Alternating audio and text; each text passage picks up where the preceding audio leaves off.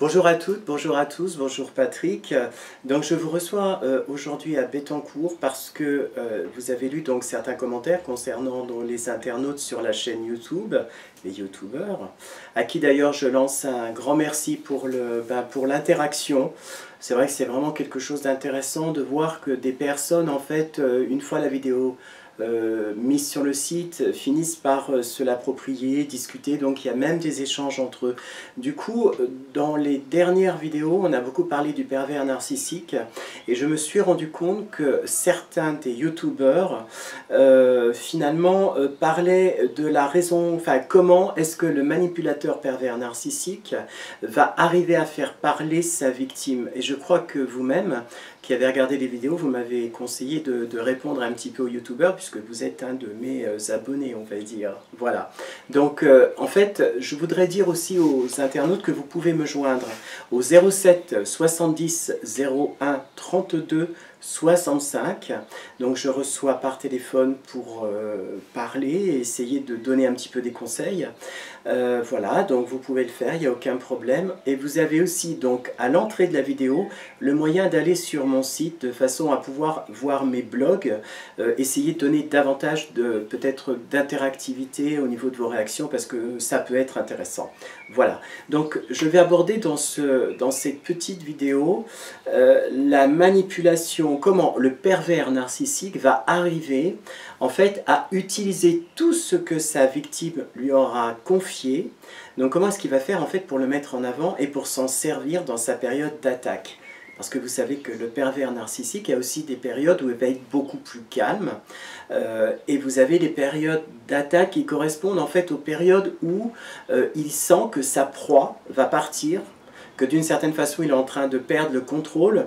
Donc il va l'attaquer et il va la mettre en fait dans une situation qui va l'amener à davantage de dépendance, mais une fois de plus pour satisfaire en fait son appétit féroce, hein, donc appétit qui va consister à digérer sa victime et surtout qu'elle ne se rende compte absolument de rien. Voilà. Alors, je voudrais vous expliquer quelque chose qui s'est passé il y a quelques années lors d'une de mes séances, en fait, pendant une thérapie, avec une patiente avec qui on a eu l'occasion de parler justement de ce problème. Elle m'expliquait qu'elle ne comprenait pas comment est-ce que son pervers, en fait, bon, il se trouve que c'était son mari, par différentes questions, avait réussi finalement à la cerner.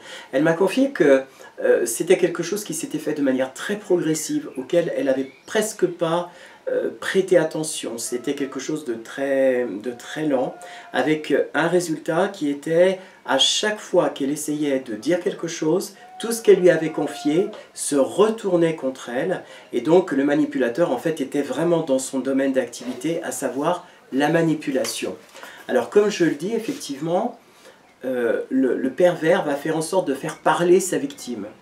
Lorsqu'il y a la rencontre, eh bien, la personne qui ne sait pas d'ailleurs hein, qu'elle a affaire à un pervers narcissique, va se mettre à lui parler comme on parle à une compagne, un compagnon, etc., de sa vie passée, ce qui va permettre aussi de pouvoir, dans une relation dite non dysfonctionnelle, de pouvoir créer des liens de rapprochement où chacun va échanger son histoire, ses avis, son parcours, va apprendre en fait à se connaître.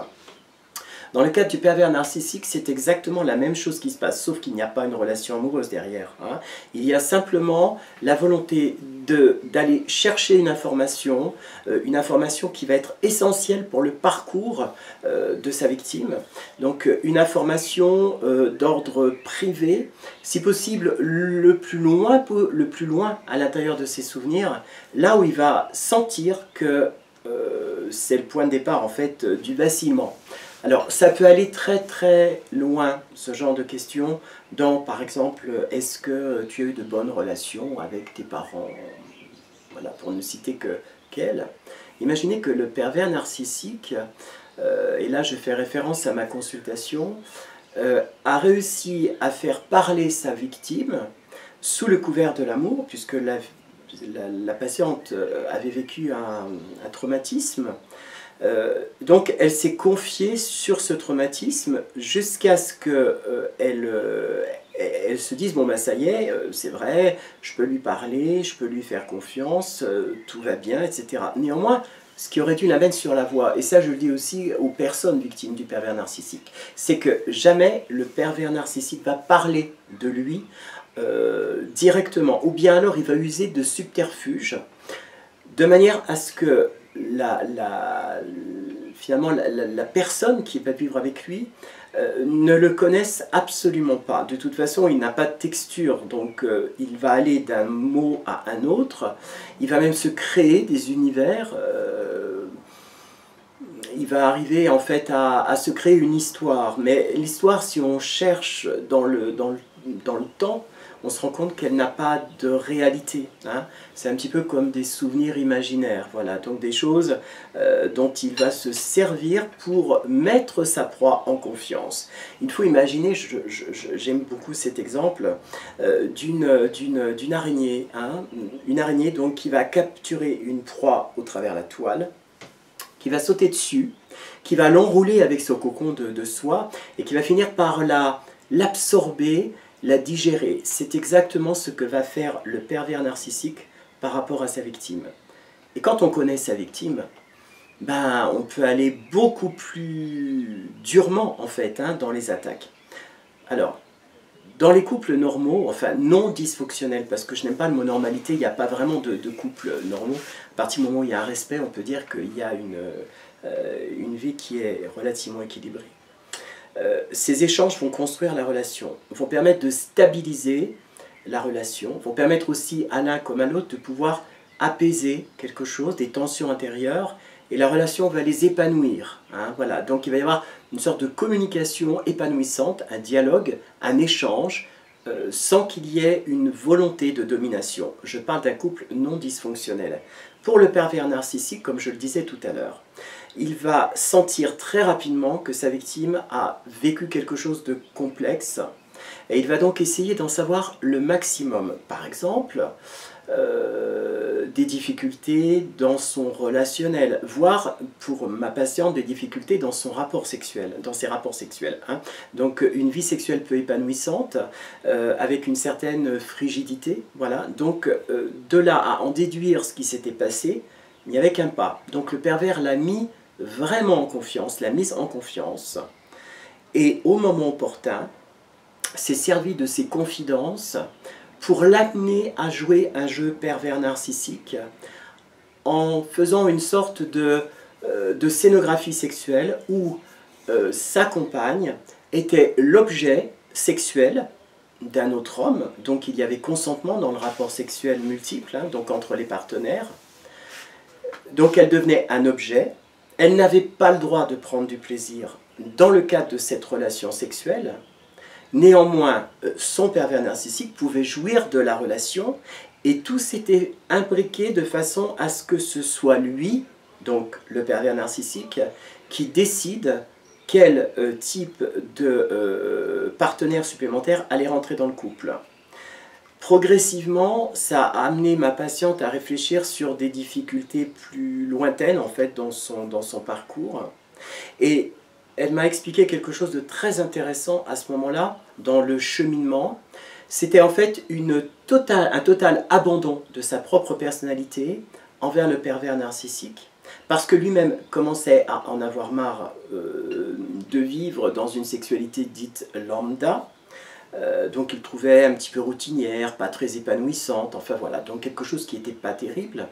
Bien entendu, ma patiente a été mise en cause, puisque ça n'est pas lui qui avait des attitudes qui étaient négatives, mais elle qui n'avait pas une sexualité normale liée à son passé. N'oublions pas qu'elle lui avait confié qu'elle avait eu des problèmes dans son passé liés à sa sexualité, à sa construction suite à un traumatisme. Donc, il a habilement utilisé ce qu'il avait appris sur elle pour la mettre dans une situation abracadabrante où du coup, elle n'avait plus d'identité propre, et le pire, c'est que ma patiente m'a expliqué ne ressentir strictement aucun plaisir et même du dégoût sur ce qui était en train de se passer. Néanmoins, elle le faisait pour faire plaisir à cet homme, en fait, finalement abusait d'elle et jouissait de sa faiblesse en fait. Voilà. Alors c'est un exemple extrême. Dans un autre type d'exemple, et c'est ce qui montre la déstructuration qui va impacter en fait la victime du pervers narcissique, il va aller chercher vraiment le plus noir et ce qui fait le plus de mal. Forcément, si ça fait le plus de mal, c'est quelque chose qu'on aura eu peu de facilité en fait à mettre en place. La personne qui aura vécu ces traumatismes aura mis beaucoup de temps pour arriver, peut-être pas à s'en défaire, mais en tout cas à en parler librement. Et le pervers narcissique est un être d'apparence confiante. Donc, il va vraiment aller chercher à la pêche aux informations, à la pêche à tout ce qui va lui permettre de pouvoir atteindre sa proie, la ferrer complètement. Et là où c'est dramatique, c'est que la proie, une fois qu'elle va être scellée, qu'elle va être mise dans la toile, prête à être dévorée, c'est à ce moment-là, au moment où elle va être le plus faible, qui va lui sortir quelque chose, qui va la mettre encore plus mal, qui va la rendre encore plus mal. C'est toute l'habileté de la perversion narcissique en fait. Hein. N'oublions pas que ce sont des personnes qui n'ont strictement aucune notion d'amour, aucune notion de jouissance autre qu'eux-mêmes, donc ils ne jouissent que par la violence qu'ils infligent aux autres, que par le mal qu'ils font en fait à leurs victimes, et plus cette jouissance est importante, donc plus la victime est appétissante, on va dire, plus le pervers narcissique va prendre du plaisir finalement à détruire sa proie.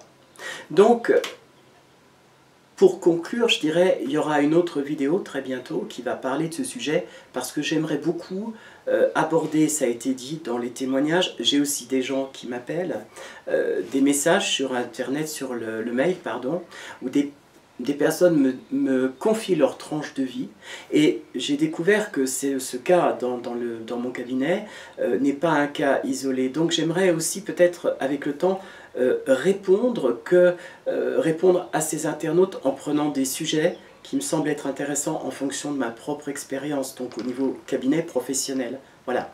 Donc pour aujourd'hui en tout cas je vais arrêter.